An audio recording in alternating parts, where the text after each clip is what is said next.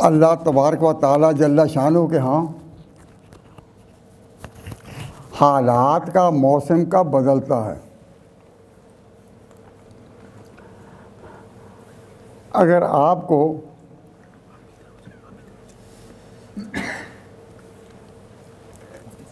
ये बात ज़हन में आए तो इसका जवाब तलाश करें। जब आप सोचते सोचते थक जाएंगे तो फिर बात समझनी आसान हो जाएगी। अल्लाह ताला के यहाँ हालात का मौसम कब बदलता है। इत्तेफाक ऐसा है कि जब आपके यहाँ ये बदल रहा है, आज घंटा बदलने के साथ जो सीज़न बदला है तो नया दौर शुरू हो गया। पहले अज़ान होती थी उस वक़्त के लिहाज से और नमाज़ें भी उन्हीं मौक़ात के लिहाज से। अब एक घंटा की तब्दीली पर मौसम हो गया तो 15 दिन के बाद जो अल्लाह ताला का निज़ाम है हालात के मौसम का, वो बदलता है। मुसलमानों के लिए औकात बरक़ात के, मुसलमानों के लिए औकात बरक़ात के और रहमतों के कब से शुरू होते हैं? जब रजब का चाँद आता है और तकरीबन 2 हफ्ते के बाद रजब शुरू होने वाला है। तो समझें कि रजब के शुरू होते ही अल्लाह ताला के यहाँ सीज़न बदल गया कि सारा दौर आम ज़िंदगी का वो जुमातुस सानिया पर ख़त्म और रजब होगा। उसमें वाक़या मेराज हुआ, फिर आगे शाबान है, फिर आगे रमज़ान है, फिर 2.5 माह के बाद तकरीबन हज है। तो ये रहमत का औकात कब शुरू होते हैं? रजब से। तो अल्लाह ताला के यहाँ जो रहमत की हवाएं चलनी और आगाज़ होता है वो कब से होगा? रजब से। तो रजब आ रहा है 2 हफ्ते के बाद और इस मुल्क के हालात के मुताबिक मौसम अभी बदल गया। घंटा का फ़र्क से सारे औकात बदल गए। तो आप जिस तरह समझते हैं कि यहाँ मौसम बदलता है तो ये भी ज़हन में रखें कि उधर भी बदलता है। नबी पाक सल्लल्लाहु अलैहि वसल्लम को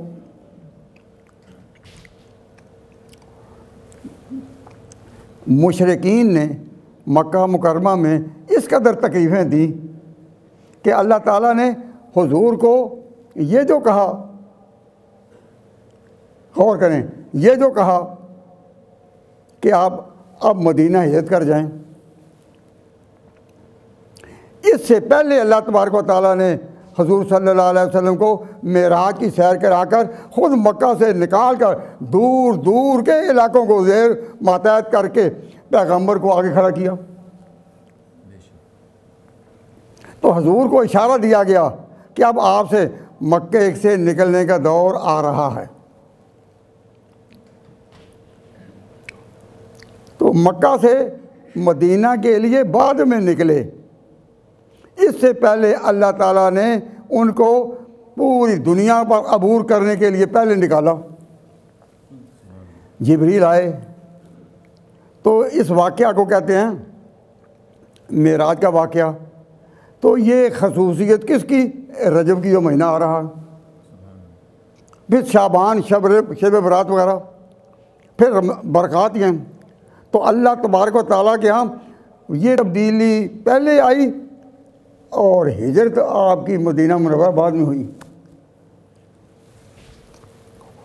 तो आप हज़रात को ये भी मालूम होना चाहिए कि यहाँ जब हालात बदलते हैं तो वहाँ भी बदलते हैं अपने निज़ाम में। और अब इत्तेफाक से दोनों इकट्ठे हो गए। यहाँ दरस कुरान का सिलसिला जो चला आ रहा है। तो इस हफ्ते दरस कुरान का जब आगाज़ हुआ एक हफ़्ता पहले, तो वो भी इत्तेफाक से मेराजुन नबी की आयत आ गई। तो मैं सोचता था कि उधर दरस में भी वही आयत आ गई और हालात में भी मौसम बदल गया और रजब शुरू हो रहा है 2 हफ्ते के बाद। तो अल्लाह तबारक व तआला की रहमत के ये औकात हैं, तो इन औकात की कुछ कदर करें और अभी से इरादे कर लें कि हमने अल्लाह ताला की इन रहमतों का इस्तेक़बाल करना है।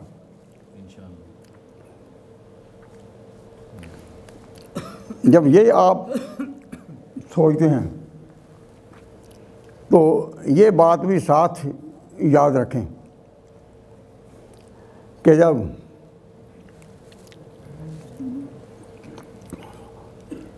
इंसान के ऊपर शैतान कब मुसल्लत होता है,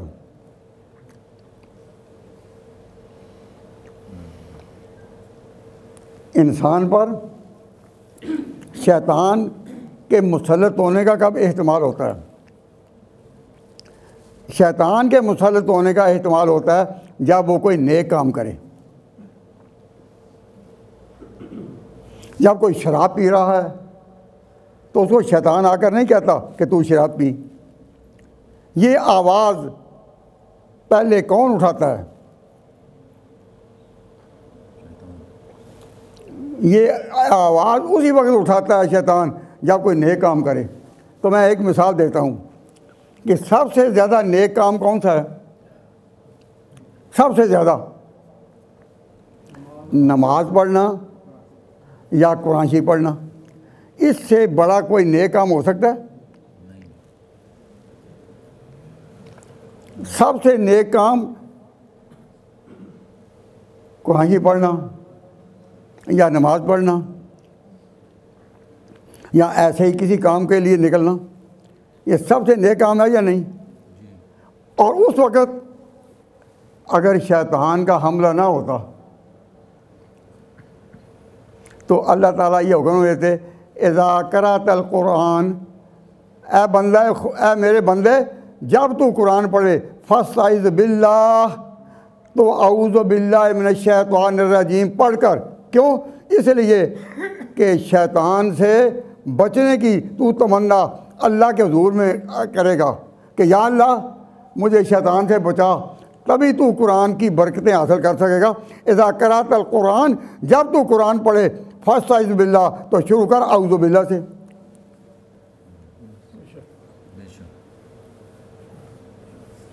अब कुरान पढ़ना तो नेकी का काम है ना, तो उसे उसी वक्त करना है।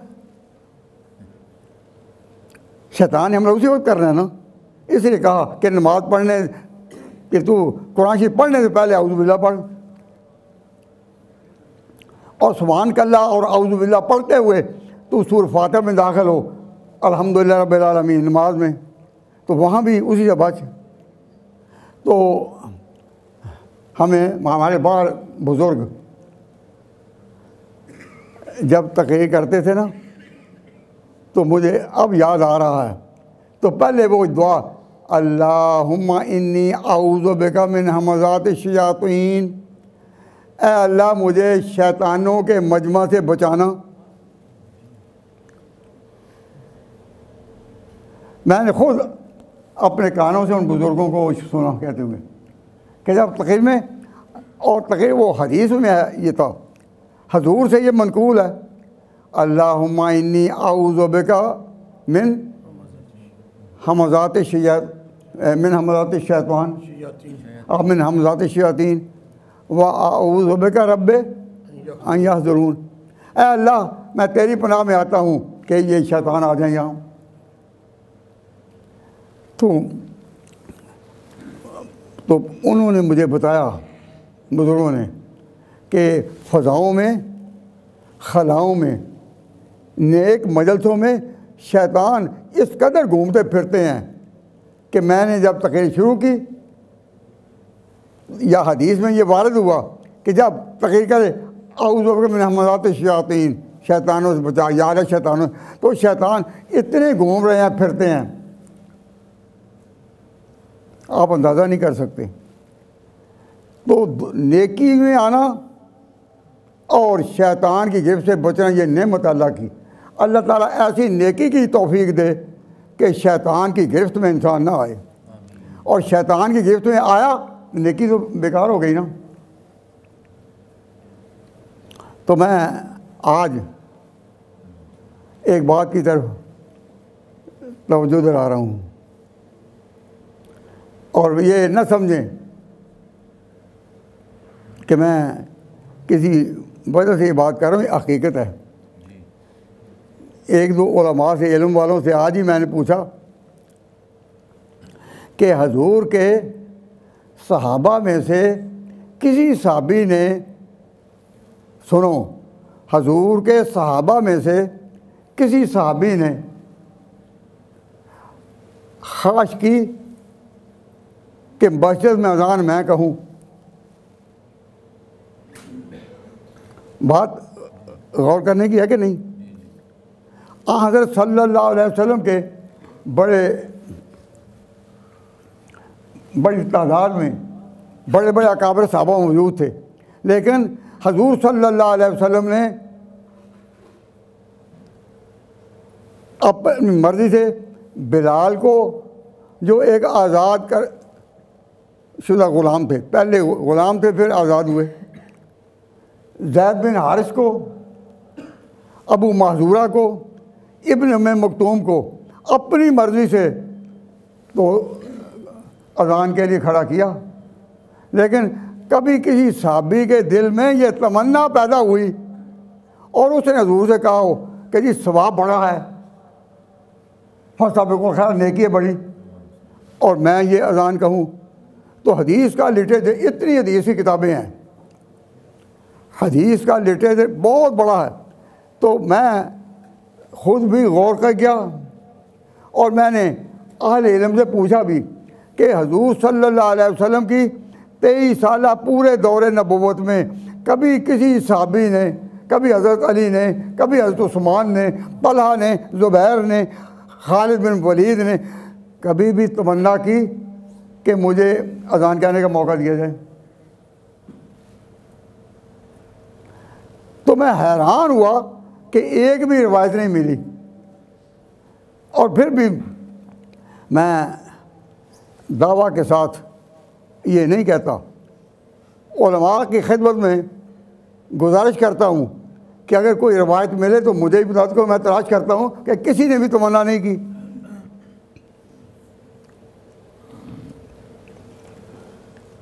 फिर मैं यही सोच रहा था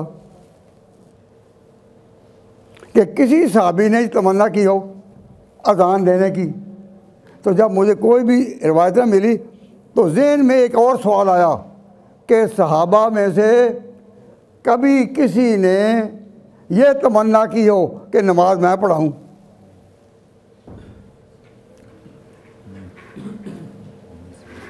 हजूर सल्लल्लाहु अलैहि वसल्लम तो अल्लाह के पैगंबर थे, वो तो नमाज पढ़ाते थे। आगे जिसने भी हजूर के अदम मौजूदगी में, हजूर की एब्सेंस में नमाज पढ़ाई, वो हजूर के कहने पर, लेकिन किसी ने भी तमन्ना नहीं की हजूर मुझे मौका दें।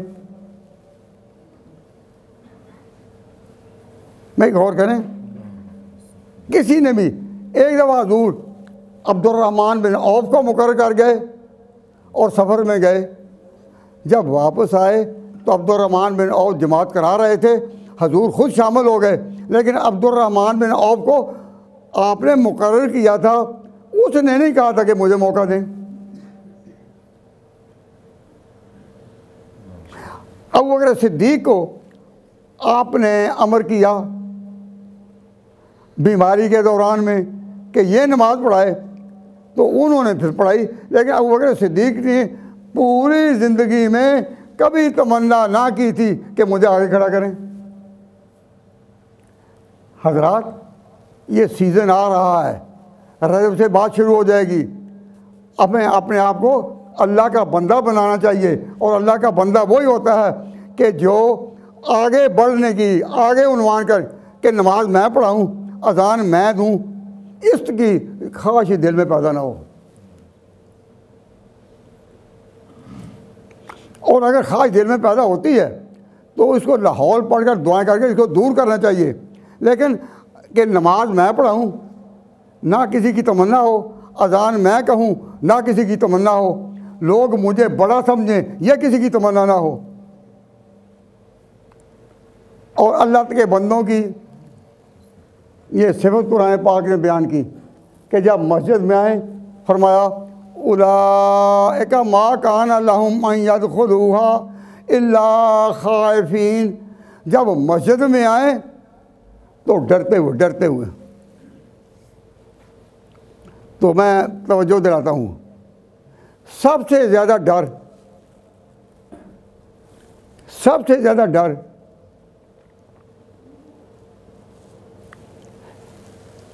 किस मस्जिद में हादी का होगा? सबसे बड़ा डर कि मस्जिद इब्राहिम ने बनाई ना, जो खाना काबा जिसको कहते हैं, उसके बारे में जो फरमाया ना, ये जो है ना कि जब मस्जिद में दाखिल हो तो आजी के साथ डरते हुए। तो हज़रत इब्राहीम अलैहिस्सलाम ने जो मस्जिद बनाई उसकी इतनी हैबत थी, उस मस्जिद में अल्लाह के नाम का इतना रौब था। मेरी बात समझ आ रही है ना? उस मस्जिद में अल्लाह का इतना रौब था कि हरम शरीफ के बाहर, इब्राहीम के वो जो हरम शरीफ के बाहर अगर किसी ने किसी के बाप को भी कत्ल किया हो, अब बाप का रिश्ता बेटे से क्या है, बड़ा करीब का है ना। तो किसी के बाप ने कत्ल किया हो और वो भागा, जहाँ भी भागा का जाएगा तो वो बेटा पीछा करेगा ना उसका कि मैं उस जालिम से बदला लूँ, कि नहीं करेगा? क्या ख्याल है? करेगा ना। लेकिन जब वो छलांग लगाकर आ जाता मस्जिद के अंदर तो वो जो बेटा है वो बाहर तो उसको महीना लग जाए इंतज़ार करते कि निकलेगा मैं बदला लूँ, लेकिन इतनी ज़रूरत नहीं थी कि मस्जिद के अंदर दाखिल होकर उसको हाथ डाल सके, ये ज़रूरत नहीं थी। उलाइका मा कान लहुम अन यदखुलूहा इल्ला खाइफीन। मस्जिद में आने वालों की गर्दनें पहले यहाँ तक झुक जाएं तो फिर तो मस्जिद में आने का फ़ायदा है। और अगर इस खौफ के साथ कोई मस्जिद में ना आए तो ये शान जो कुरान ने बयान की, मा कान लहुम अन यदखुलूहा इल्ला खाइफीन, जिसमें वो खौफ नहीं, वो डर नहीं, वो दबाव नहीं। तो याद रखिए कि जब हम कहते हैं अर्ज़ हरम, अल्लाह ताला आप सबको भी अर्ज़ हरम में हज के नाम पर या उम्र के नाम पर दाखिला नसीब फरमाए। वो ऐसी जगह है कि हरम के अंदर वो भी दाखिल नहीं होते थे। और अब एक बात सुने, डाकू किसी के खैर खा होते हैं? नहीं। मेरी बात समझ आ रही है कि नहीं? डाकू और चोर खैर खा होते हैं? उनके लिए गर्दनें उड़ाना, काटना आम है। तो अरब में आम रिवाज था कि डाकू आम थे, तमद्दुन नहीं था, तमद्दुन होश निज़ाम कोई हुकूमत का प्रोग्राम नहीं था, आम फिरते थे और इतने कत्ल होते थे कि आप अंदाज़ा नहीं कर सकते। लेकिन जो काबा के मुतवल्ली थे वो थे कुरैश, ख़ानदान कुरैश, ये काबा के मुतवल्ली थे। काबा के मुतवल्ली यानी जो इब्राहीम की मस्जिद है उसके जो मुतवल्ली थे, जब वो अपने तजारती काफ़िलों के लिए निकलते तो डाकू भी कहते ना ये काबे वाले आ रहे हैं, ये काबे वाले, रास्ता छोड़ो, इन पर हमला नहीं करना।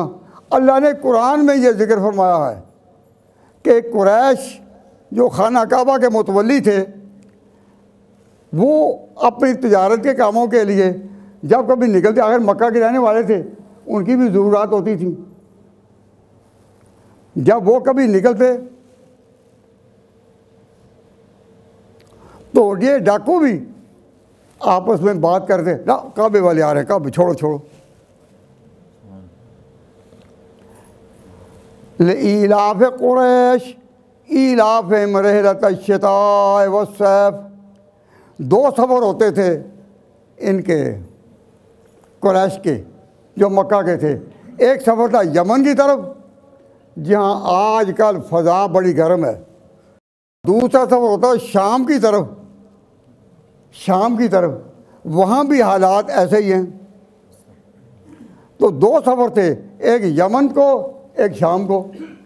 तो जब काबा के मुतवल्लियों के काफ़िले चलते तो कहते काबे वाले आ रहे हैं, काबे वाले आ रहे हैं। तो काबा की निस्बत जागती थी। तो मैं तवज्जो आपको इस तरफ दिला रहा होता हूँ, या ज़रा गौर करें कि अल्लाह के नामों से, मस्जिद के नाम से, हरम के नाम से लोगों को आगे रोब और इज़्ज़त मिलती है। इज़्ज़त बनती नहीं, इज़्ज़त मिलती है। तो अल्लाह तबारक व तआला जल्ल शानहू तौफीक अता फरमाए कि ये बात आप समझें कि अल्लाह के घरों में और मस्जिदों में जब तक डरते हुए ना आएँ, और ये कि हम बंदे हैं, आजिज़ हैं, और ये आजिज़ी सिर्फ खुदा के मुकाबले में नहीं कि मस्जिद में आकर खुदा को कहो कि या अल्लाह हम तेरे आगे आजिज़ हैं, ना, अल्लाह ताला के साथ तो मुकाबले का सवाल ही नहीं। हम बंदों में आजिज़ हैं, बंदों में आजिज़ हैं। बंदे जो नुमाया होते हैं, बंदे जो नुमाया होते हैं कि मस्जिद में नमाज़ पढ़नी तो इमाम जो है वो मुमताज़ होता है, अज़ान देनी है तो अज़ान देने वाला मुमताज़ होता है। तो पूरे सहाबा की तारीख़ में ये नहीं कि किसी ने भी तमन्ना हुज़ूर से की हो कि मुझे नमाज का मौका दे दें, किसी ने की हो कि मुझे अज़ान का मौका दे दें। और आप भी किसी भी आलिम से पूछ लें कि इन 2 चीज़ों का कोई सबूत है, अगर नहीं तो फिर बात यह कि बंदों की आजिज़ी वही है जो बंदों में हो, बंदों में हो। आम जो नमाजी हैं उनके बारे में अगर हम ये समझें कि ये हमसे घिरे हुए हैं तो मस्जिद में आकर यह तसव्वुर भी नहीं। इसलिए अल्लाह तबारक व तआला ने हजूर को जिस रात सबसे बड़ी शान दी वो मेराज की रात थी, तो वहाँ अल्लाह ताला ने हजूर की अबदियत और बंदगी का वो मकाम दिया कि इससे बढ़कर हजूर की आजिज़ी का और बंदगी का और कोई उन्वान नहीं। सुबहान अल्लज़ी असरा बिअब्दिही। तो मैं ये तवज्जो दिला रहा हूँ कि अल्लाह की रहमत का सीज़न आ रहा है। मस्जिद में जब आएँ इसलिए कि हम आजिज़ हैं। अगर इंसान अपनी आजिज़ी का तसव्वुर नहीं करता तो वो बंदा ही क्या है? बंदा है जो बंदों में अपने आप को आजिज़ समझे, खुदा के आगे तो सब है ही। अब ये जो खाना काबा माँ का खुला खाइफीन, तो मैं ये चूँकि ये सीज़न बदला है, उस सीज़न के लिहाज से हमारी अज़ान पहली होती थी 1:20 पर। अब चूँकि औकात में कोई तब्दीली हुई, लेकिन ताहम आगाज़ यही होगा। आज भी आगाज़ हुआ 1 बजे पूरे, आइंदा भी इंशाअल्लाह अज़ीज़ आगाज़ हुआ करेगा 1 बजे ही। लेकिन फ़र्क क्या होगा कि पहले बयान ख़त्म कब होता था? 1:20 पर। अब 1:20 पर नहीं ख़त्म होगा, अब होगा ख़त्म 1 पर। से 10 मिनट का फासला है ना। सुन्नतें पढ़ने के लिए, अज़ान वगैरह के लिए और कलेक्शन के लिए औकात कौन से हैं? 1:30 और 1:30 बजे होंगे, तो उसे 10 मिनट का है। तो ये 10 मिनट किसको मिले? आपको। ये 10 मिनट मुझे मिले हैं ना।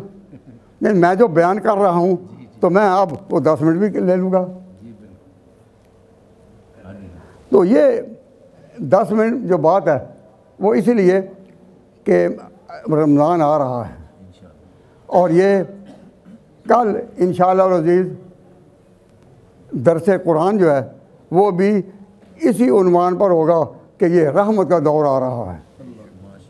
अल्लाह ताला तौफीक अता फरमाए।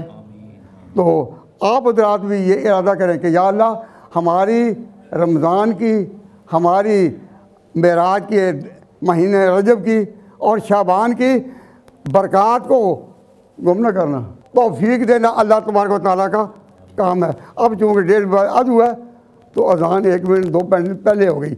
मैंने 2 मिनट ज़्यादा नहीं लिए, अज़ान ही पहले हो गई। अल्लाहुम्मा सल्ली अला मुहम्मद व अला आले मुहम्मद कमा सल्लैता अला इब्राहीम व अला आले इब्राहीम इन्नका हमीदुम मजीद इन्ना नसअलुकल अफ़्व वल आफ़िया। ऐ अल्लाह इस आजिज़ाना दुआ को कबूल फरमा, इस आजिज़ाना दुआ को कबूल फरमा। हर भाई अपने दिल में जो तमन्ना और आरज़ू रखता है उसको पूरा फरमा, मुसलमानों को इज़्ज़त अता फरमा। और ये आवाज़ जो ये मैसेज का ये रिकॉर्ड कर रहे हैं इनकी वजह से पूरे दुनिया के मुल्कों में फैलेगी। या अल्लाह इसको भी दुआ की कबूलियत का ज़रिया बना।